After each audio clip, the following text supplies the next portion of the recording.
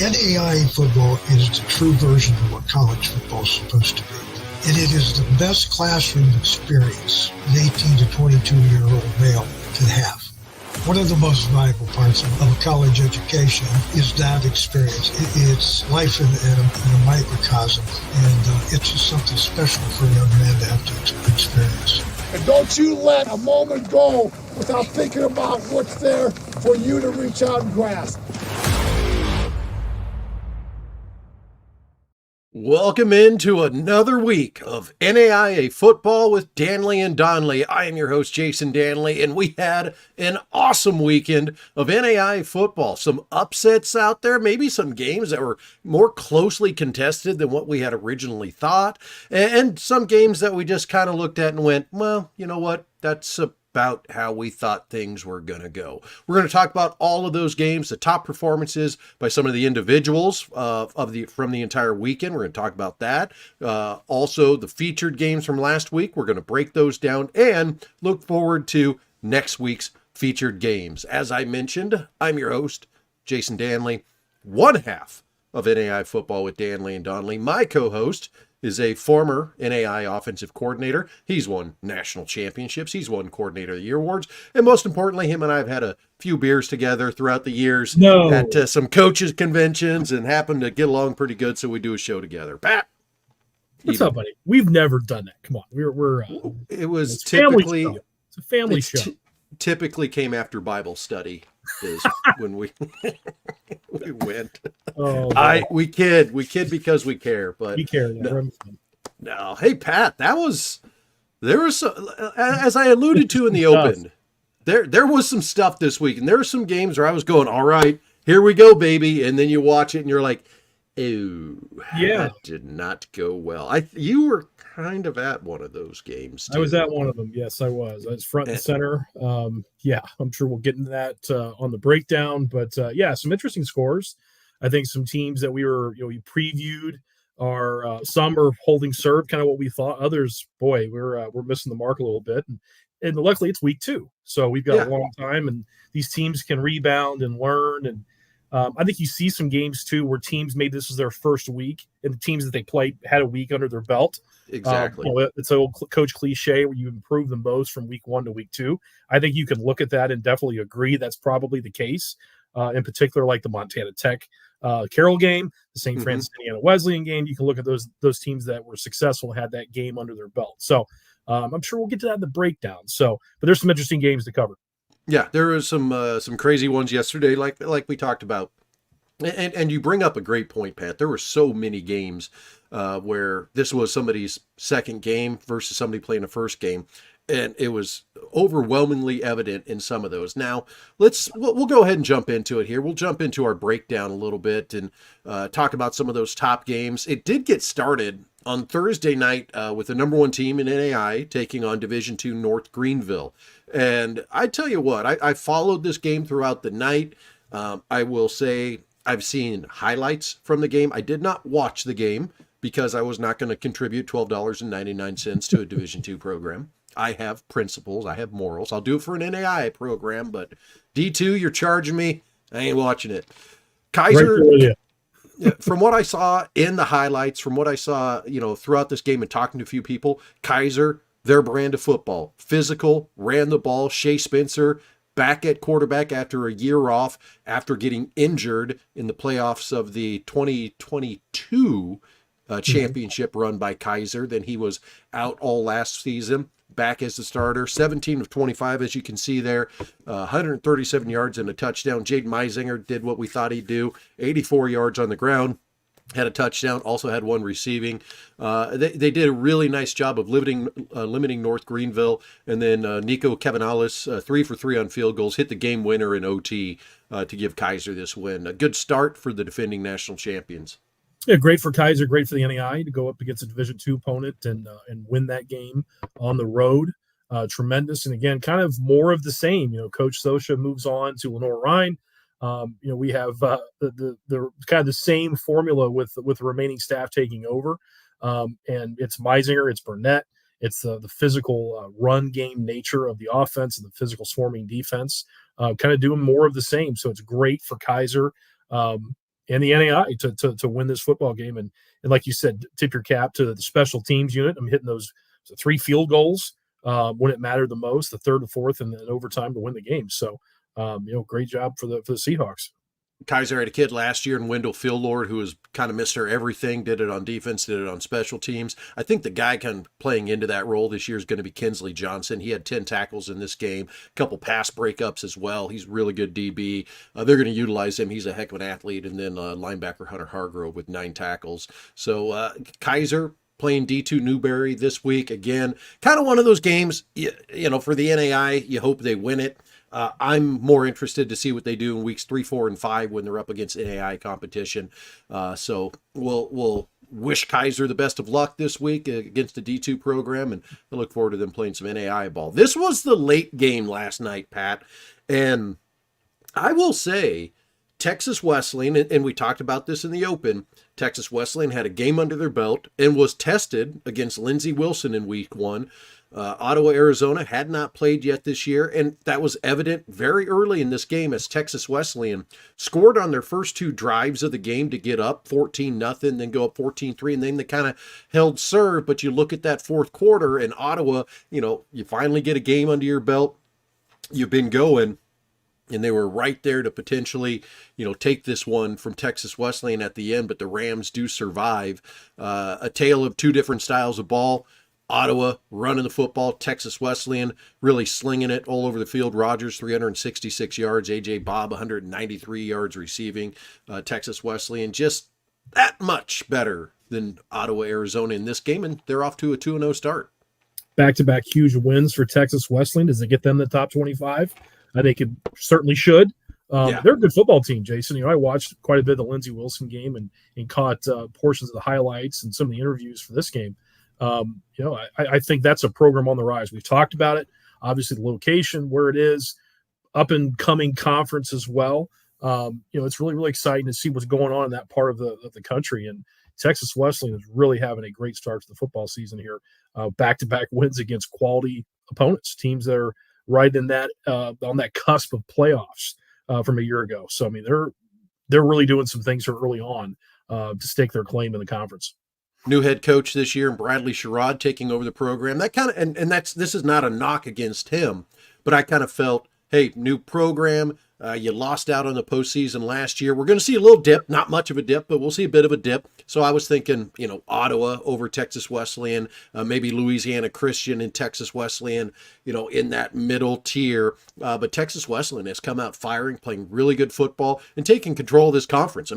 You essentially have what is potentially a postseason deciding game here, excuse me, between Texas Wesleyan and Ottawa in week 1. Now, there's a lot of season to be played. You got to win a bunch of football games to get there, but a very nice win by Texas Wesleyan to come away with this one. As always, folks, we are live on Facebook and YouTube and Twitter and Instagram. The best place to leave us a comment is on the YouTube stream. If you've got some questions for Pat or I, something you'd like to throw at us, get on YouTube, hit a comment on there. We'll be able to see the comments a lot easier in that regard and be able to answer your questions as we run through the games. Now, we talk about the Sooner Athletic Conference, Louisiana Christian, magical season last year. St. Thomas, a nice run to the postseason, and St. Thomas was all over the Wildcats from the start. They got up 28-0. This was one of those games where it was an 11 o'clock Central game.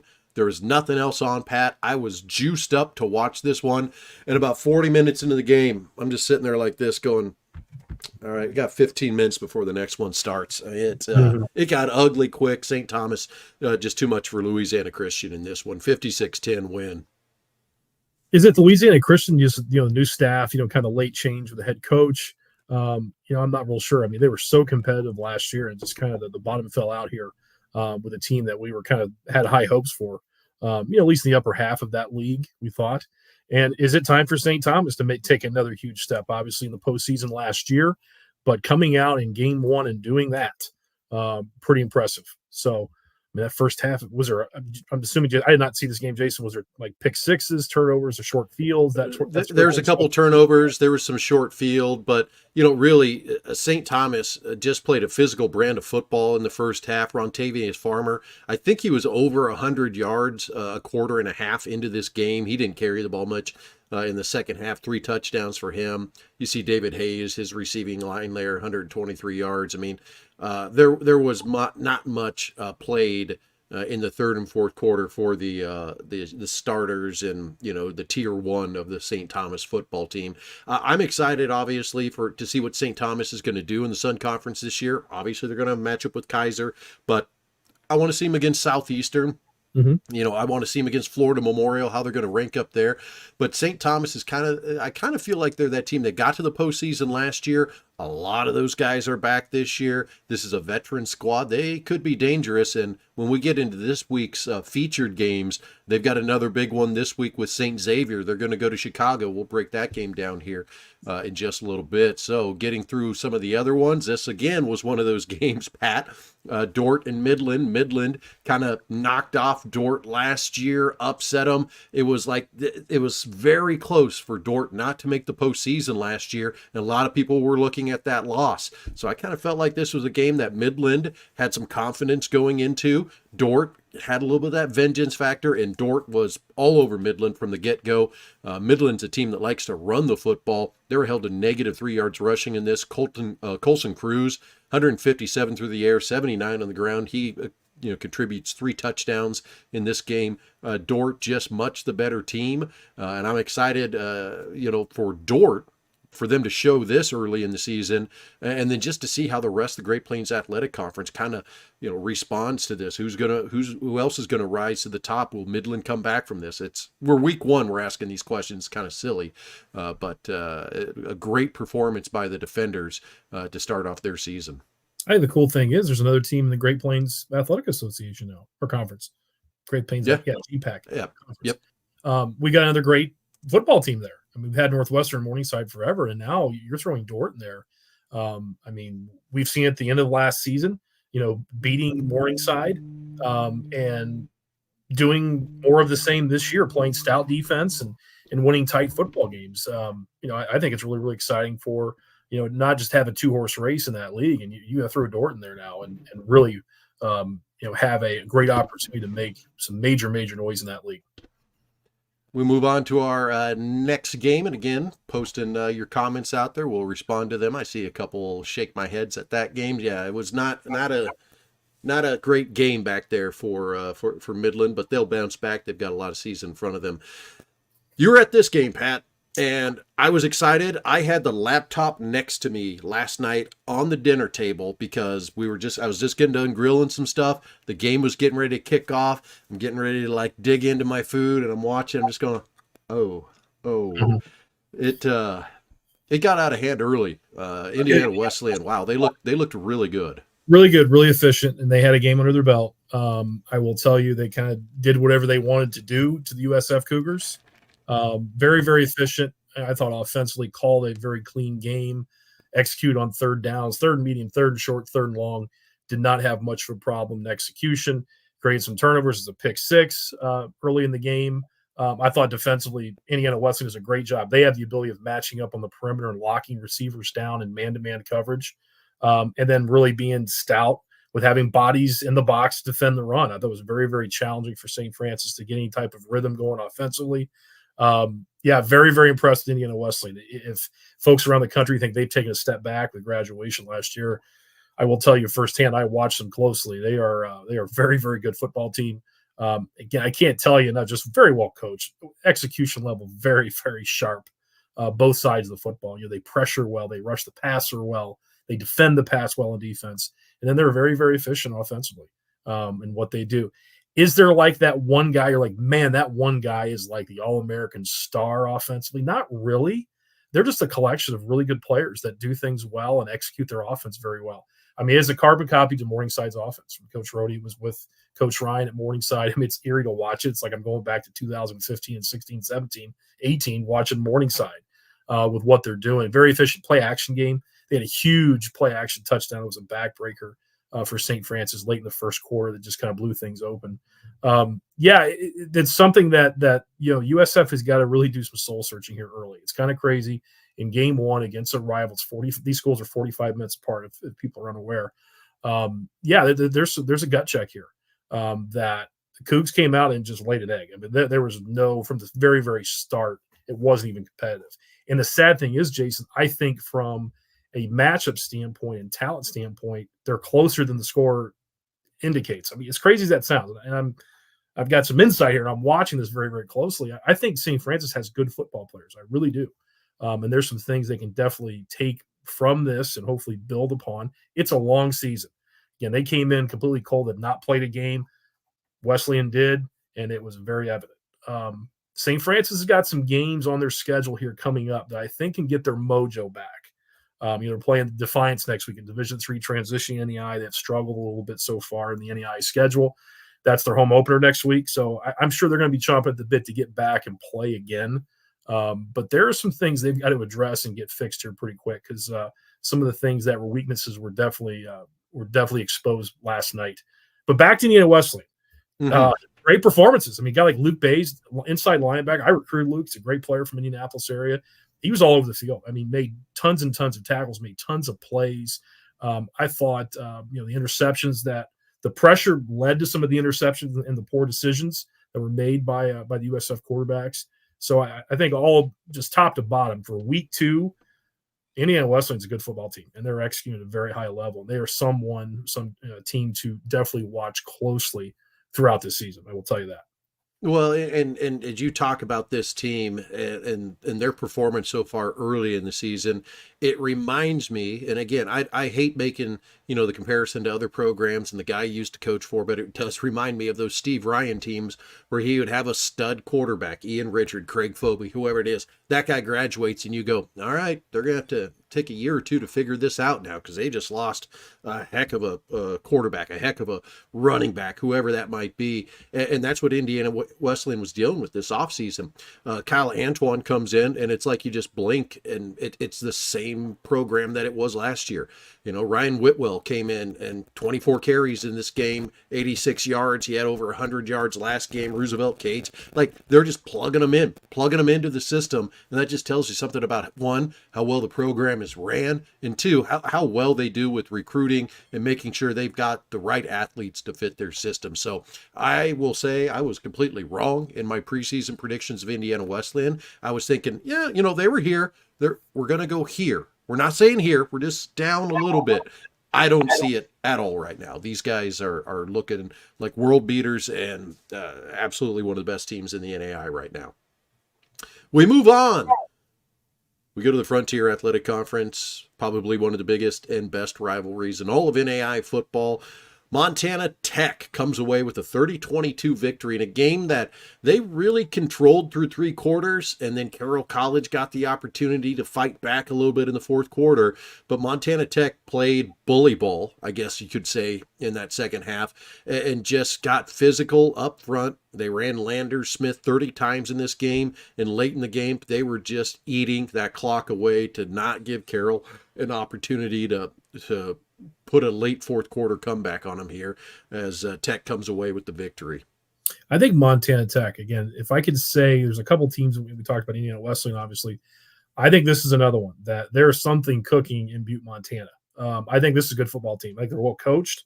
I think they're very, very efficient. I love how they play offense. It's around Landers Smith. Coach talked about last week. We're going to try and limit his carries. Yeah, 30 carries, 417 yards. You kidding me? He didn't have 37. They have 37. I guess they trimmed it a little bit. But back-to-back weeks, and I know it was a Thursday, then the following Saturday for these games.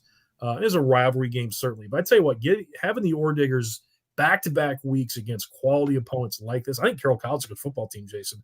And I think they're going to beat a lot of teams in that league this year. We talked about that parity. I am a fan of Montana Tech. I really am.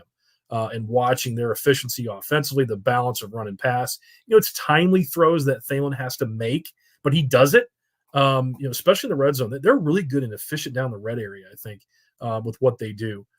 Most of the time they're down there, they come away with points. They do a great job, and mostly touchdowns. So I'm a big fan. got to shout special teams to Downs again. Downs is a heck of a ball player, Jason. That DB had 2 picks, had a pick 6 last week against Georgetown. Or did he have all 3? I think he had all 3 picks. He had all 3 last week against Georgetown. Yeah, pick 6. This week blocks the punt for a score. Yep. He's just an all around great football player, high energy guy, great speed. Just has like kind of a playmaker's ability from a defensive standpoint, who I love watching. I mean, he's a difference maker for Montana Tech. So got to give him a shout out as well. Back-to-back huge weeks for him. But I'm a big fan of them. And I think these are 2 really quality opponents or teams in this league we talked about, just so deep. And I think it's going to be a great race. I think this is going to be the most fun conference to watch. We kind of previewed that a few weeks ago talking about this league. But this league could go a lot of different ways. But I am a huge fan of both programs. But Montana Tech, there's something cooking right now in Butte. You said it. Shout out to the special teams. Also, shout out to special teams and some cojones late in the game by Coach Kyle Sampson, as they have it about 4th and 3, about 2 minutes left. They line up punt formation. They go fake punt. They complete it, get the first down, and then just able to clock things out from there and get the victory. So kind of a gutsy call late. I like it. I like the aggressiveness of it, especially in a rivalry game. And you watched the game. I watched the game.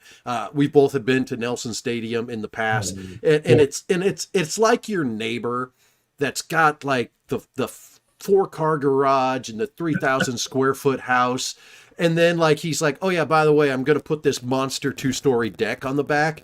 That's like what Carroll did with Nelson Stadium. It's like, hey, we've got this great facility. We're going to remodel a little bit, put some turf down and add all these lights and everything and just make it, from being one of the best in the NAIA to like, hey, let's get back up there and say we have the best facilities in the NAIA. I was going to mention that watching that game, and I've not had great experiences been there from a coaching standpoint, visiting to Nelson Stadium.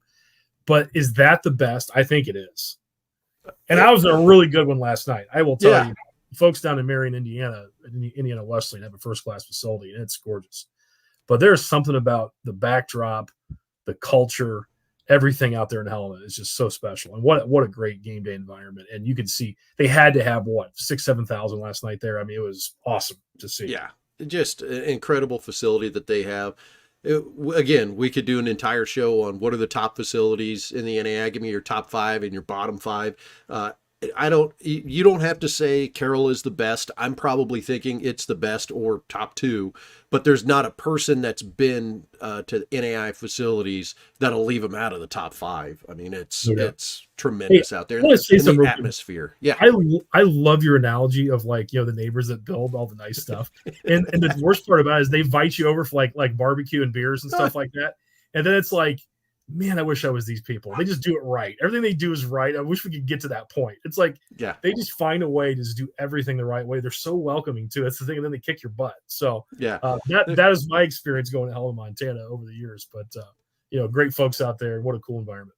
Yeah, I got to say hi to Mike watching from West Palm Beach. Always appreciate our viewers checking in. So that kind of gets us through the featured games from last week. There are some great ones. There's some other ones that we'll get into here in a little bit. But just to run through the top 25, Northwestern unveiled a new quarterback this week. He came out. He looked great. 41-7 victory on the road against Hastings. Georgetown and Pikeville was a game that we did not put on our featured games. But I tell you what, Pat, I watched that game. You went back and watched it today. Georgetown really struggled mightily with Pikeville. Came away with that 23-20 victory, but Pikeville had an opportunity to kick a field goal to tie it as time expired. That attempt was no good. And so Georgetown at 1-1, maybe a little shaky, but you and I both agree with Pikeville. This is a team that they're probably the best 0-2 team in the country. And man, I'd watch out for them this year. You nailed it. I think they're the best 0-2 team. Really looking at them closely, and they got some dudes. I mean, they can play. They're physical. They've got some good-looking bodies, both offensively and defensively. Great-looking, big, physical quarterback. They spread the ball around. They take the ball vertically, which I like. And Georgetown had some trouble with some of the things that they were doing. So Georgetown's faced 2 quality opponents, and here 1-1, and that's a tough deal too.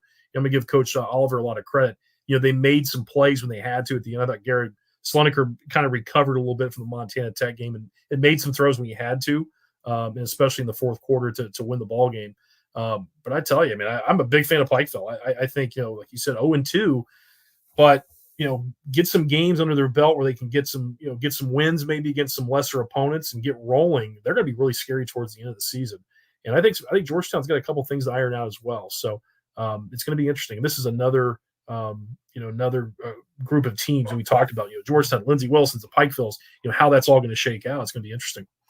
Yeah, of course, Pikeville in the Appalachian Athletic Conference, they might be 0-2 overall, but they're 0-0 in the conference, and got an opportunity to run the table there and potentially still make the postseason. Grandview handled NAIA newbie William Woods with ease there. We talked about Indiana Wesleyan. Marion, I did watch the second half of this game because at halftime things were looking tight, but Marion just kind of pulled away in the second half from Siena Heights and just looked a much better team. Had a lot of takeaways in this game. I think it was something like 7 takeaways. They tied their school record. Yeah, so it was 3 fumbles.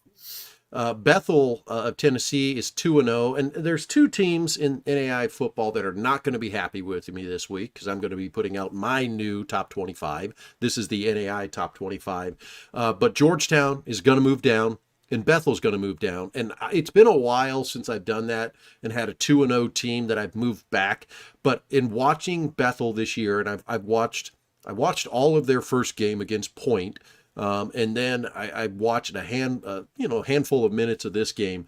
And Bethel's a good football team. They're not a top 10 team in the NAIA right now.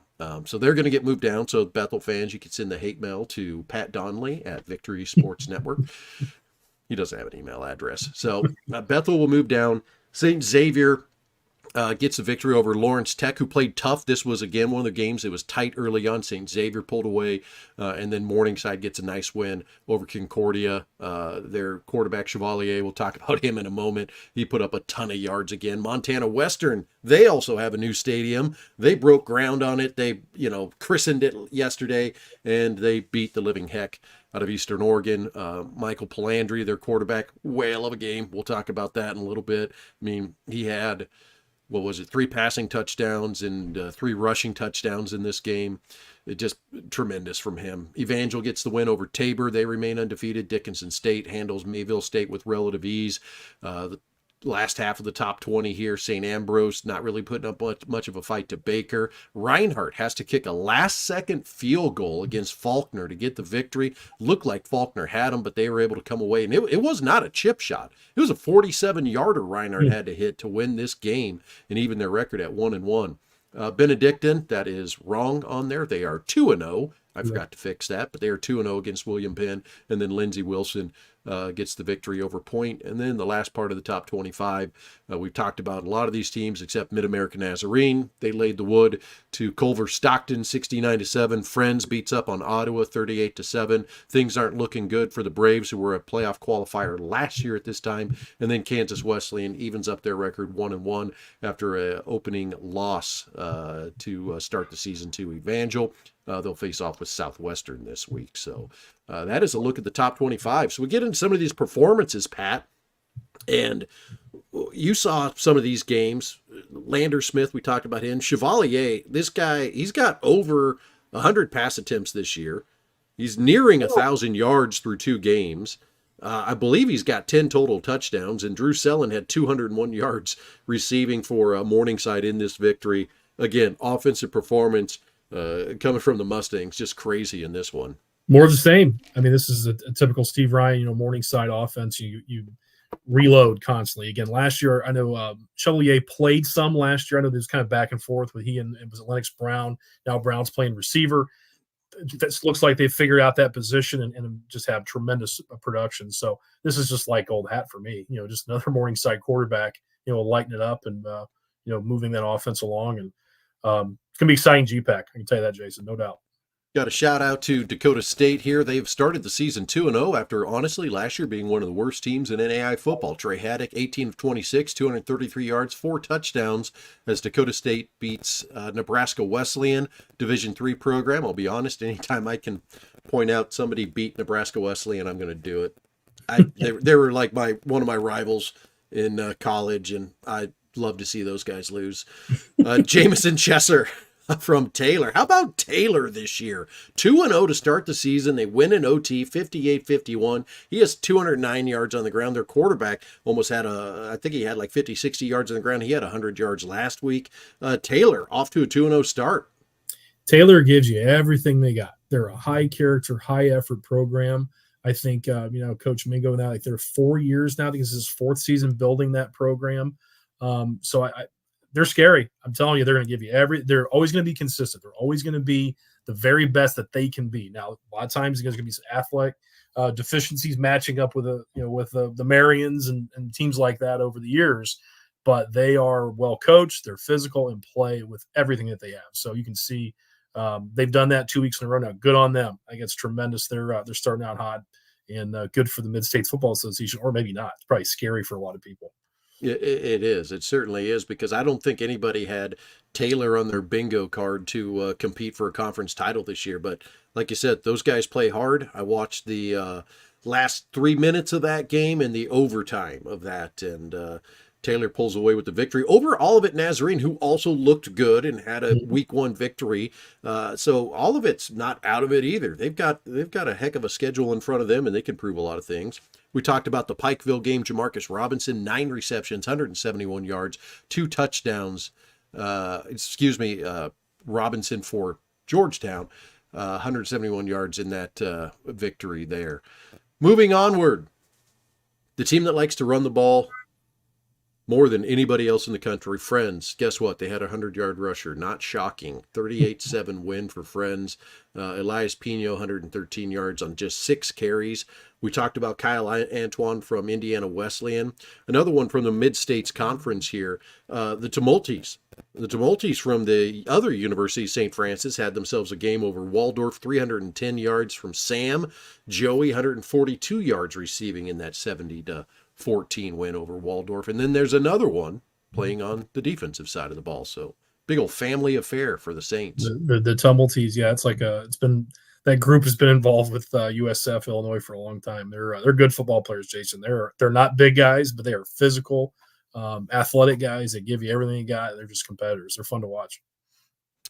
All right, we get into our featured games for this week. There's a ton of games, okay? So don't yell at me as a fan because these are the 3 games I picked as a featured game, because there's a whole nother slide coming up of the games that you need to keep your eye on. But these 3 right here, Pat, I think are the creme de la creme, the primo games in NAIA football this week. And it starts in the Mid-States Football Association with St. Xavier hosting that St. Thomas team we led the show talking about. This one it's one of those games I salivate over. Like, just to see Mid-States versus the Sun Conference, 2 of the best teams, playoff qualifiers from last year. Let's go. Absolutely. I think this will tell us who St. Thomas is. If they come out and play like they have this is week 2, correct? They're 1-0, correct? They're 1-0. They were supposed to play the University of Fort Lauderdale, and then that game got rained and thundered out. They're postponed. Yeah, they're never going to play that. A later date that won't happen. I think this will tell us a lot about who they are. I can tell you right now, St. X is going to be prepared. They're going to play well at home. It's going to be interesting, taking the flight, up to the Midwest to Chicago. Probably an easy flight. It's a direct. I'm sure they'll do probably the whole probably just do standard. Yeah, they're not going to get on the old Allegiant flight and run up there, or whatever it is. Midway is literally like, I think, less than 5 miles from St. Oh, X. Yeah. Southwest, but probably Southwest. Miami to Chicago, probably in Southwest. Yeah. So anyway, that shouldn't be that big a deal. At the same time, I will tell you, St. X crowd will be rocking. It's going to be a great environment for them, and hosting a quality team, a playoff team from a year ago. That's going to be awesome to watch. That's going to be all 3 of these games are great, but this one's going to be fun again to see. I want to see the running game of St. Thomas against a physical Midwestern, Chicagoland area defense. It's always physical in defending the run. And then St. X kind of has that contrasting offensive approach, but they throw it every down. I mean, they really do. They spread things out in the air raid system. So that's going to be a heck of a game to watch. I'm looking forward to that one. For St. Thomas fans that are going to be traveling to this game, you might be salivating, saying, hey, we're going to Chicago. We're going to be in Chicago against St. Xavier. You are barely in Chicago. Like the whole thing with St. Xavier, like that was a university actually in Chicago that burned down, and then they moved it to a new site. And part of the new site was they still wanted to be in Chicago, and it's like Chicago is like cut around them to actually be considered. So you're not going to be on the $1 Million Mile. You're not going to be in the Hancock Building or the Willis Tower.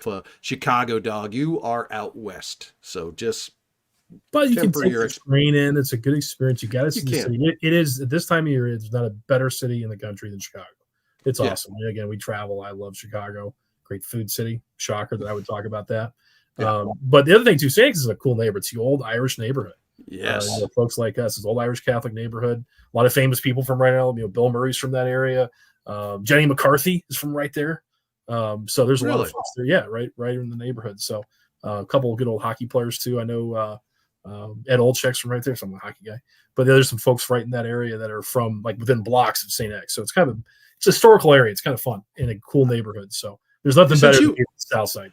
Since you brought it up, I will bring it up that my former boss for all of 20 months is actually from that area of Chicago. The founder of ESPN, Bill Rasmussen. That's right. He grew up in that neighborhood. Mm-hmm. ESPN turned 45 this week. They had a little interview with him. So there you go. You still stay in touch with him, Jay? I haven't. I have not really. He's got to be up in his 80s or 90s at this point, doesn't he? Yeah, he is late 80s probably, yeah. But good man. It was a heck of an experience for working with him for just about 2 years. We go on to our next big featured game. Benedictine, by the way, you might hear corgi barking in the background. Benedictine is hosting Grandview. Benedictine, gutsy game earlier this year against Morningside to get a W against William Penn. This last week, Grandview got one under their belt. Now these two will face off for heart supremacy, I guess you could say, as Grandview and Benedictine will be in a doozy this week in Atchison, Kansas. Two of the best programs in the last 20 years. It's going to be a lot of fun to see how this thing shakes out. It's going to be a big game with Benedictine hosting. Again, what a great setting, what a great environment there for football. Going to be a heck of a football game. It's going to be a great one. It's Jackson 2 squaring off against one another. You got Jackson Waring and Jackson Dooley at the quarterback positions for these two teams. I would have liked to have seen Grandview maybe a little more tested coming into this game. I think Benedictine, William Penn's much improved. They're a physical team. They've gone up against Morningside. I think we know what Benedictine has and what they're going to bring to this game. Grandview, they returned a lot of guys from last year, but that running game, you just look at their statistics from that game, and there's a lot of new faces that are on that offense. So it'll be I'm excited to see how Coach Woodley gets his team going. And you want to talk about a great environment. You probably never had the fortune to play in Atchison against Benedictine. No, they came to us. I've seen tons of video. That's so cool. I mean, what a cool setting, and looks like a beautiful campus behind there. And it's, you can just tell it's a great place to see again and be a part of a football game, no doubt. Yeah, it is a great setting. I'm sure the Grandview folks have been there. I kind of like that small town that's outside of a larger town that kind of helps draw in, but you get that super small town feel. And when you step on Benedictine's campus, you feel like you're in a completely different city. That's going to be an awesome one. And then we've got a game that we kind of earmarked even, as soon as the schedule came out, and went, College of Idaho and Montana Western. That one in the Frontier Conference, going to be a heck of a game. Could be a ton of points and the ball getting slung all over the place in this game. The Bulldogs looked really good against Eastern Oregon. College of Idaho, honestly, has had two inferior opponents that they've gone up against this year, and Simpson, who's a first-year program, and then the other team that Southern Oregon just beat Bay Area, the Bay Area, Oakland, the Oaklanders. Yeah, that they have not been tested really at all here. So I'm going to be interested to see how College of Idaho responds to the tougher competition. I feel like Montana Western got a little bit more of a taste of that against Eastern Oregon, even though they handled the Mountaineers with ease this last week. Again, we talked about it before, and again, we're kind of beating a dead horse, but like the parity in this league is just tremendous. And here's another huge game here in week 3. Coming at us here. We had the huge one with Carroll and Montana Tech, and here's another one. And like you said, College of Idaho, yes, they're a great football team. We watched them, tons of guys returning from that great football team last year in the Final Four, but they haven't played anybody yet. So it's going to be really interesting. And going to Montana Western, who we've talked about is a program really on the rise right now, doing some great things. New stadium, right? You talked about the new stadium. New stadium, yeah. Can't wait to see that on video. Yeah, I've not seen that yet. I'm looking forward to seeing that on video. What a cool backdrop! Again, anytime you're in the Big Sky country, I'm on board. I love it out there. It's just gorgeous. So that's going to be really cool. But this is, here we are early in the season talking about, how important this game is for these two teams and how this thing's going to shake out this league that literally we talk about. And I think now even we're in this week 3 of games, there's 4 or 5 teams that can win that league, Jason. There's no doubt seeing it. I mean, seriously. And wait for Carroll College. Carroll College is a good football team. I'm telling you they are. Yeah, well, and I even look at Southern Oregon as a team that has been, up and coming. They're a team that, as I look at my top 25 for this week, that they're going to squeak in to the Victory Sports Network top 25. I don't know what the coaches will do, but I think SOU in that league is really good and is going to give fits to Montana Western and College of Idaho. But we got to get past this game first. And Montana Western, home field advantage. Like I will not be shocked if we come out of this game and we see that College of Idaho is now 2-1 and Montana Western's 2-0. This game last year was so competitive. It was Andy Peters' game. I mean, he put that team on his back and won that football game. It was a great one late in the season last year, if you remember. And I'm looking forward to this one as well. This is going to be – they're all at the same time, Jason. That's the problem. We got to get hopefully get these games on demand. And my Saturday evening is going to be spending going back and watching these games and on demand. So a lot of great games roughly at the same time. Remind me to talk to you about that at the end of the show on demand and video things. I have a bone to pick. All right, so the rest of the schedule, other games for you to keep your eye on. There are some interesting games throughout the NAIA. You've got Baker, who's a top 25 team, but they're going to William Penn, who's a very physical football team. I'm going to be interested to see what the heck happens in Oskaloosa, Iowa with that one. Then you've got Bluefield, who did lose to the University of Cumberland this week. They're going to go to Lindsey Wilson, who has been, I wouldn't say Lindsey Wilson has come out and put their foot down and said that we're just going to be this awesome team yet this year. So that's going to be another great one. And then a game early in the season, in the preseason, you and I had talked about, Concordia, Marion, that's going to be interesting. Well, Concordia has a loss. They did pick up a win this week. They go to Marion. That'll be an interesting one in the mid-states, Pat. Yeah, I'm not sure what Concordia has, to be honest with you. Obviously we talked about the scenario there. It's a tough one. They dropped a game in week 1 that I did not expect the way that shook out. So I think there's some internal things there. Again, how can you blame them? Mm-hmm. Marion's a good football team. Marion's, I think, a legitimate top 10 program in this affiliation, and I don't expect anything other than Marion coming out and dominating that game. But I could be wrong. It would be interesting to see if Concordia can dig down deep and find something that down deep to compete, because it's a tough situation. I can't imagine going through what they're going through. I mean, it's like a lame duck coach. Like, the season. Yeah. I mean, we're all out. I mean, it's a weird deal. So, but I know that staff is a resilient group. They're smart guys. They're good motivators. They're going to pull out anything they can out of the Cardinals. Looking at the rest of the schedule, you got Reinhardt going to Southeastern in the Sun Conference. Reinhardt has not come out guns a-blazing this year. Southeastern, a lot of returners there. They've looked good. I'll be interested to see at Southeastern what happens in that one. And then a Pikeville team that's 0-2 right now, going to the Cumberlands to play a very physical football team coached by Shan Housekeeper, who picked up their first win this last week. The Bears, hungry to get a win. If they respond, this could be the start of where they turn their season around. They do need to get a win under their belt. They do. They're a good team, and we talked about it, and it's another tough one. I mean, it really is, especially on the road. So, if they're going to respond and play like we think they're capable of, they got to get a win, like you said. But it's not going to get easier for them. The challenge to continue to face the Bears for sure. Georgetown goes into the SWAC to play Alabama A&M in this game. So Alabama's not one of those teams that you just hear of me like, oh yeah, they're an FCS school. I think a lot of people don't really know, like, is that D3? Is that D2? This is a team in the SWAC that got beat by 70 by Auburn and then beat Kentucky State by 40 this last week. So we don't really know the level of which Alabama A&M is going to be in that conference, but we do know, just given scholarshiping, given the conference, this will be a tough game for Georgetown. Yeah, it'd be interesting to watch film if you're Georgetown of Alabama A&M playing Auburn in Jordan-Hare Stadium. Kind of cool. Good video. Really high up there. Video. Tall stadium. So it'd be a really good video. It's going to be tough, but I will say they're going to be athletic. I mean, there's going to be some challenge, I'm sure, for Georgetown. Maybe one of the more talented teams that they will see probably at any point this season. It's going to be interesting. And Georgetown's got some things to fix, Jason. And I think Coach Oliver, and again, tremendous coaching staff there, they're going to get it fixed. But there's some things to address these first 2 weeks. And another great challenge for them this week, going on the road to to play Alabama A&M. It's going to be a challenge.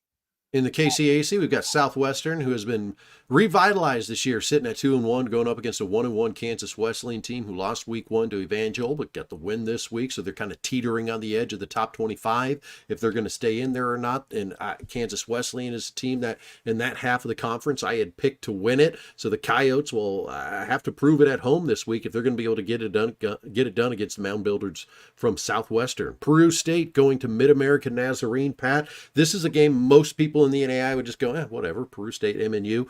Peru State's undefeated right now at 2-0. Mid-American Nazarene, high-powered offense, put up 1 billion yards against Culver Stockton this last week in a 69-7 win.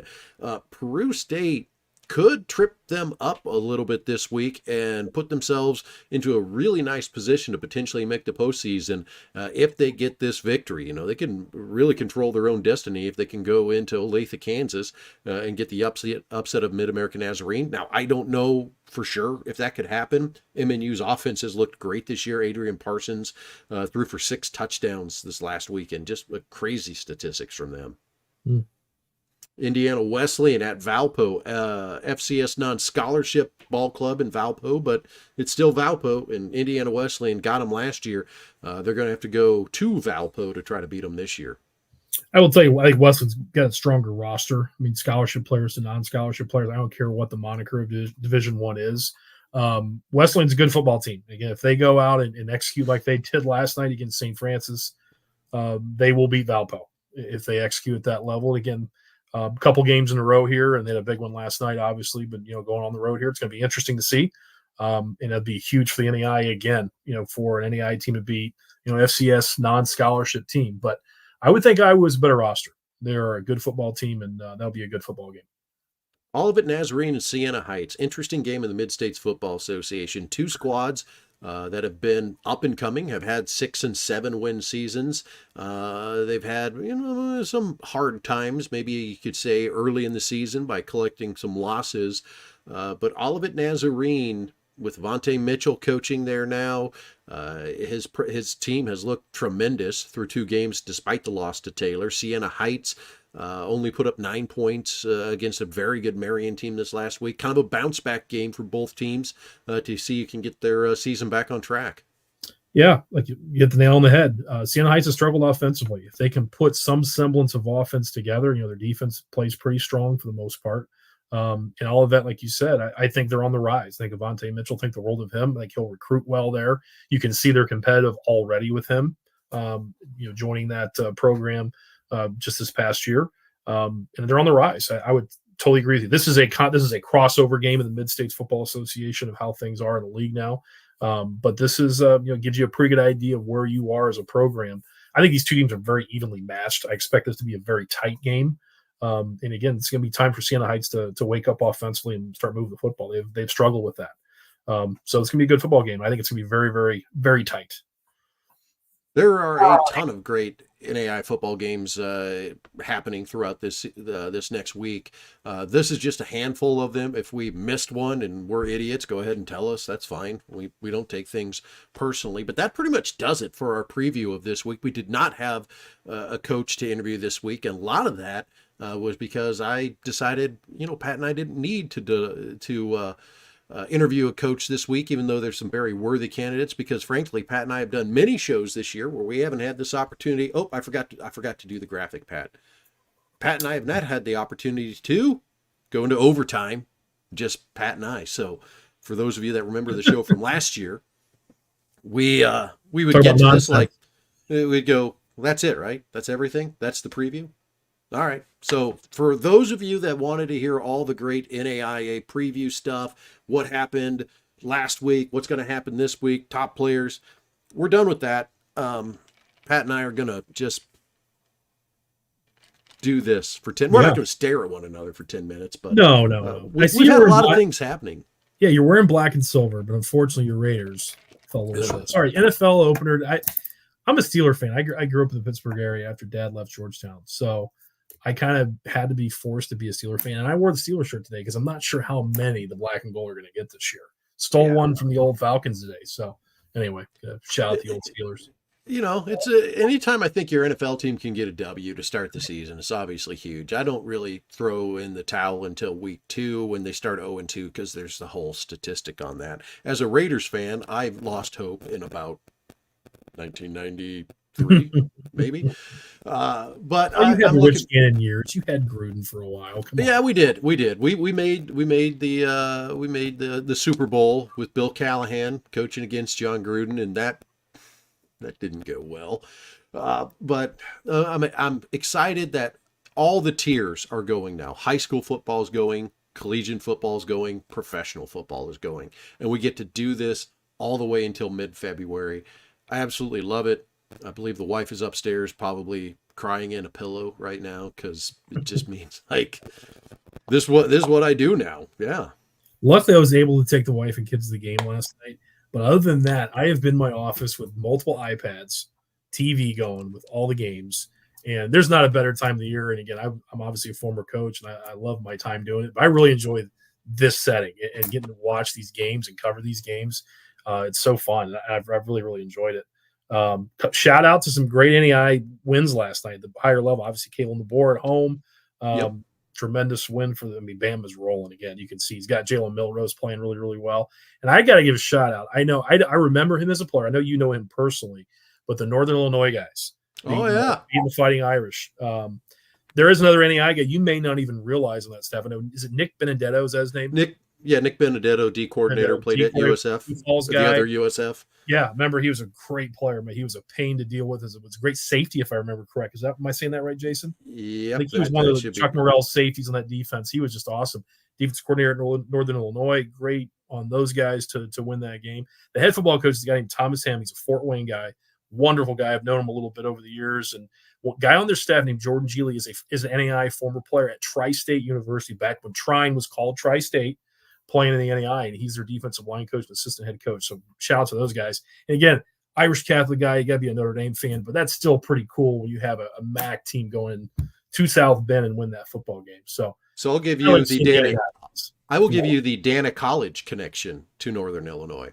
So I obviously played football at Dana College, albeit not very well, as evident of our record. But when I switched over to play defense, I started off as a fullback. I switched over to defense because we thought the middle linebacker that we had come in had a pretty bad back injury and was going to be out for the entire year. We needed depth. I moved over to linebacker, kind of came in as a substitute position for like a week, and then started from there on out. Well, that guy that got hurt, after about 3-4 weeks, was able to come back by the name of Justin Haberman. He is the head football coach now at Gretna East, and his son, Cade Haberman, is a defensive lineman for Northern Illinois.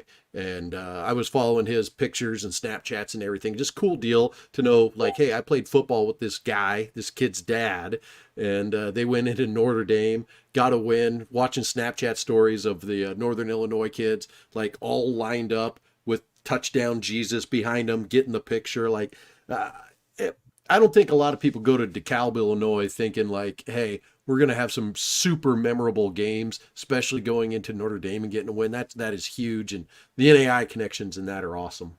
The crazy thing about that is, and great on Northern Illinois, I would bet the majority of their campus, being the west side of Chicago, are huge Notre Dame football fans. Yeah. If I had to guess, I mean, just Chicago and Notre Dame are like synonymous. They're obviously about an hour apart. But it's it's kind of crazy. Have you ever been to a game in South Bend, Jay? I've not been to a game in South Bend, but I have had a full tour of the facility. So harkening back to the college fan days, we had a PR guy who did major Division I sports information stuff. And one of his best friends was the director of athletic communications at Notre Dame. And when we were getting the fans van, if you remember that thing that we drove all over the place, that was getting built in Elkhart, Indiana. And John Thayer and I came in like the night before or the day before, and it wasn't done. And we were supposed to like leave that day. Well, we couldn't. So and there's nothing we could do. So we're like, well, let's go look around Notre Dame. So we're just out there driving around. I'm like, hey, I think Di Lorenzo has a contact here. So I called him. He made a call, walked right into the stadium. Person met us there, gave us the full tour, took us through the locker rooms and everything. It was absolutely awesome. It's a cool deal. The coolest experience I ever had there. I got to work at camp, summer camp. It was like a instructor or whatever it was when I was coaching. And my childhood hero, I walked out of essentially Moose Krause practice facility.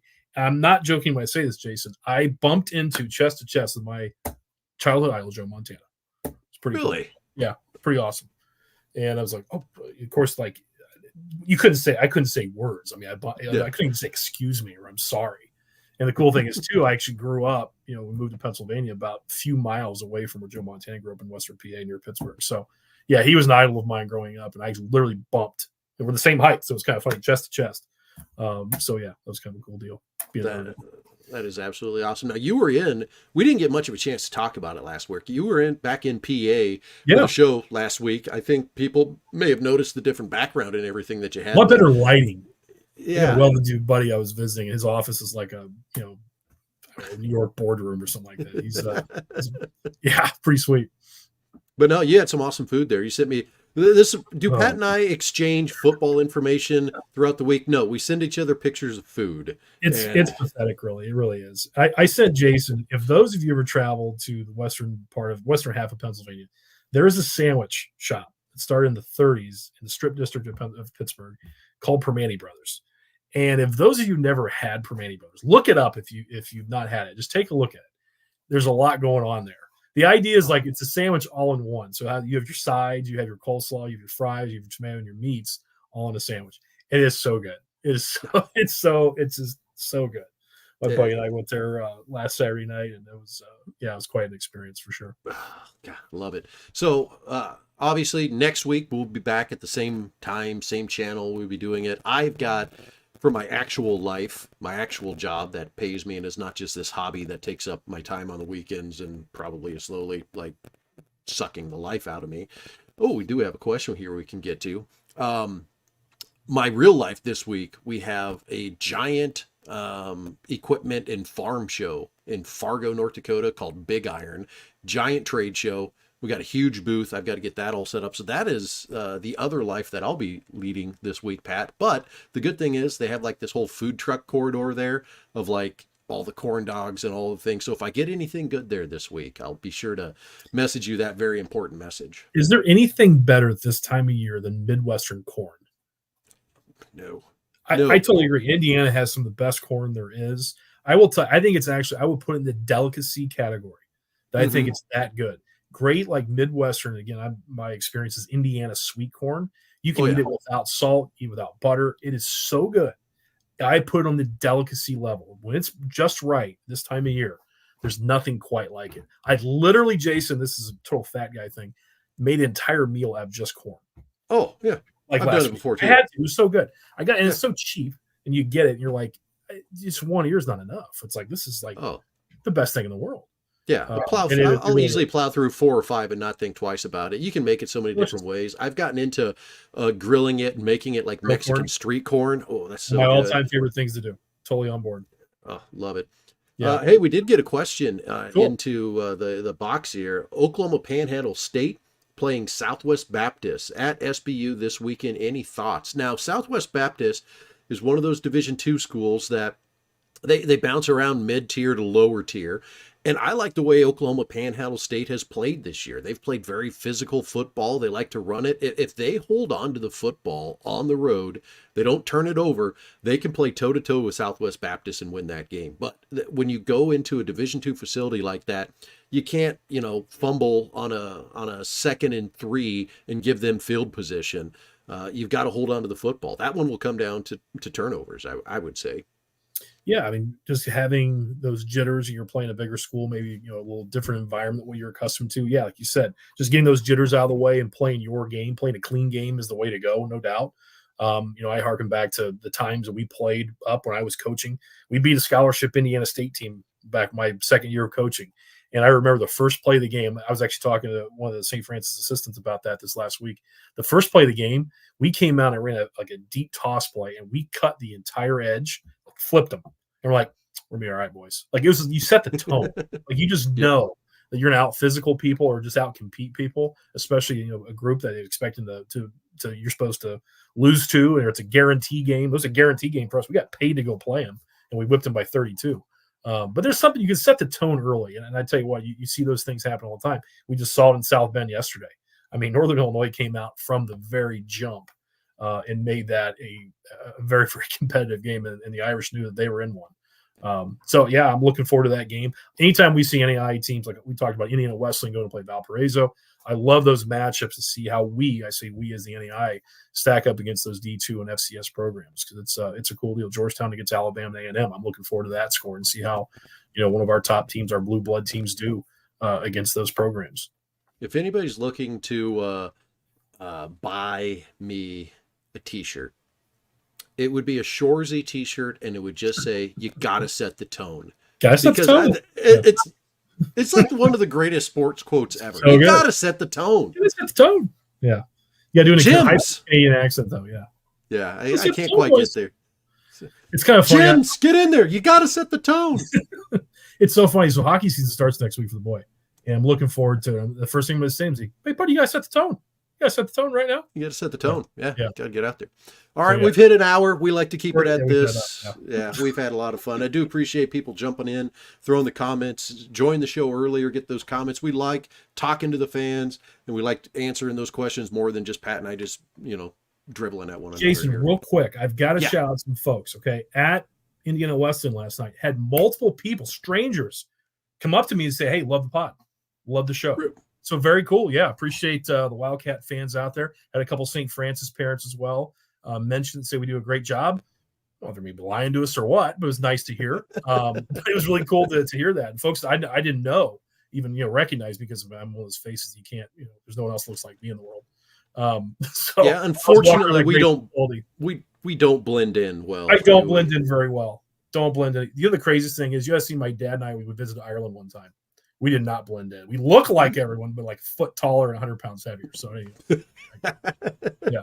But yeah, at Indiana Wesleyan, like, you see this giant head, you know exactly who that is. It's a guy on the Dannelly and Donley show. But it was good, very positive feedback. So that was kind of cool.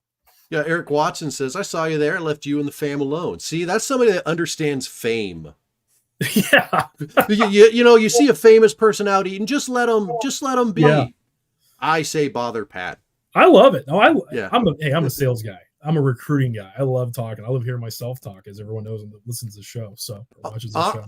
And honestly, like when I'm out and about, if somebody is passionate and loves NAI football, they want to come up and talk to me, please do. Because the people in my life that I talk to NAI football about, like my family, my close friends, my wife, their faces glaze over when I start going like, "Oh, Indiana Wesleyan, they got Valpo this week, and Valpo, they're a non-scholarship Pioneer League team, so it's going to be a really good game they're playing." And the face just drops. And they're like, "Would you please stop talking to me? Go find other friends." No, all the games that I go to, please come up and have a chat. I love talking to fans, and we're so passionate about this affiliation. And there's so many great places that you were in one last week at Dickinson, and I was at Indiana Wesleyan last night, and we'll be at St. Francis home game this weekend. I'll be at that one, at least the second half. So yeah, it's just it's a great affiliation, and again, great people involved, and love to hear some feedback about the show. Maybe how to do things even better, or I think it's more Dannelly and Donley overtime is what it is. That's the key. Yeah, I think that's what it is. We got to wrap up the Talk NAI about talk by like 24 minutes, and then we just babble about everything else. Talk about and then, how great corn is right now, sweet corn. yeah, oh, it's corn. It's corn. All right, so we're gonna wrap it up. He is Enough of Pat that. Donley. I'm Jason Dannelly. This has been NAI Football with Dannelly and Donley. We are back next week at the same time, 7 p.m. Eastern, 6 p.m. Central.